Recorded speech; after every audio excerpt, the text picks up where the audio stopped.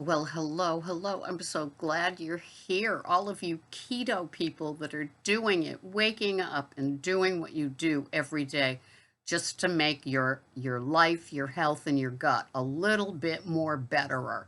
That works, doesn't it? My name is Sarah, and this is Keto, Pearls of Wisdom. And I'm so glad you're here.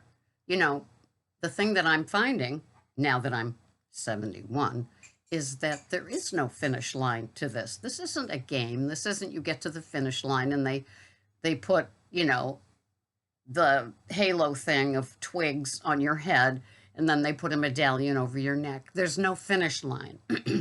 It is something that needs to be dealt with each and every day. Fortunately for me, I've had so much 12-step recovery work that I've learned to take this all one day at a time. That's all we have, right? And so, in this treacherous world that we live in, food is about the only thing that we have a yes or no to each and every day. You know what I'm saying? You know what I'm saying? So, so when I wake up, I do an inventory of what's in my fridge, what is there available, what's in my freezer. Oftentimes I plan out my week of foods, what I'm going to have. Tons of repeats because fortunately my husband and I like the same sort of meal to look forward to. And so there's certain days of the week, that at our household we'll be having that something something. And it just works for us. I like it that way. And so this morning I knew that I was going to have a meatless Monday. No big reason why, just because I've got tons of salad fixings. I'm a big volume eater. I love my veggies. So I made a medium A salad, a mass, not a bass, and it's got baby butter lettuce. That seems to be working okay for me. My Olivia's, I love that. Oh, baby butter lettuce. I've got Whole Foods broccoli slaw. I've got Whole Foods organic regular coleslaw mix with the cabbages. I've got cucumbers and carrots and peppers, and I will be adding to it Good Culture 4% cottage cheese. I will be adding a hard boiled Pete and Jerry extra large organic egg. I will be adding to it some crumbled goat cheese, and I will be having Bragg's organic vinaigrette salad dressing on that.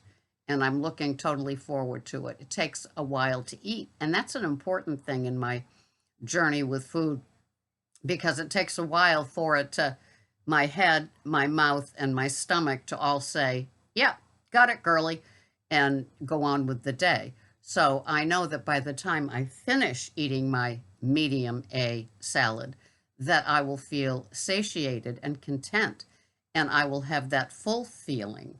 And it's great. If there's still a pocket that isn't filled, I always have little Good Culture cottage cheeses, and I have Oikos 00000 yogurts that I can always have to fill that hole to finish it up. I'm like my gut is like that glass container that they used to have in chemistry where they had the big rocks and then they had the medium-sized rocks and the little rocks and filling it up and then adding the water. And for me, the water at the end would be me taking my supplements. So it all works out for me. And I'm not looking at the finish line of this. This is not a race. A race to what? Your ideal weight, your ideal skinny jeans fitting again, whatever it is, it's getting towards. I love working towards, trusting the process, being in the process, and enjoying the journey. I love food. Food is sacred to me. And so I love it when it all just works out. For the rest of the week, I've got some leftover ribeye from the Brazilian butchery. It was so divine yesterday. I've got grilled um, zucchini and summer squash. I've got Brussels sprouts and cauliflower that we cooked in the cast iron pan on top of the grill, the big green egg. I've got some organic chicken thighs that he smoked on the big green egg, and I'll finish them off in the air fryer. it's going to be a good week of food. And then we have an omelet day and a hamburger patty day where I have that from the Brazilian butchery, and then add the great big salad and or medium sized salad. And so I enjoy it all, and it just feels good. I was working yesterday doing the in-store shopping, and it's a funny cart type of thing with handles that you push around and you put food in, and you've got baskets. You've got 6 baskets that you can put food in. You can put all your chilled in one, your frozen in another, your produce in another, your meat in another. And it was a very, very, very busy day. And so I go to open up one, and in it is organic grass-fed beef, the vac packs, 2 of those, 3 organic chicken breasts and thighs packages, organic berries, um, organic uncured bacon, an 18-ounce pack. Anyway, I added it all up. It was $100 worth of food that was sitting in the cart, and it was warm, meaning ruined, couldn't be, well, what it means like quite a few things. 1, the customer didn't get it. 2, it's a waste for the store. 3, the customer has to be refunded. And 4, the part that kills me is that, food, it's such a waste of food. I feel so bad. I hate to think of $100 worth of organic. I mean, you think of the customer that's ordering this, and that was just the meat part, the protein part, right? And they ordered all of this and it wasn't delivered to them. Oh, I feel so bad. And so anyway, these sort of things happen, and it was a busy day. I called over the assistant store manager who was working. The big boss doesn't come back from vacation until tomorrow. And I said, you need to see this. You need to grab a photo of this. I don't know, what shift it happened on, but oh, it's just awful. I don't like things like that. And yeah, I don't know how they handle things like that, but they'll take care of it. But anyway, with your journey of keto, hopefully you weren't the recipient and you're watching this.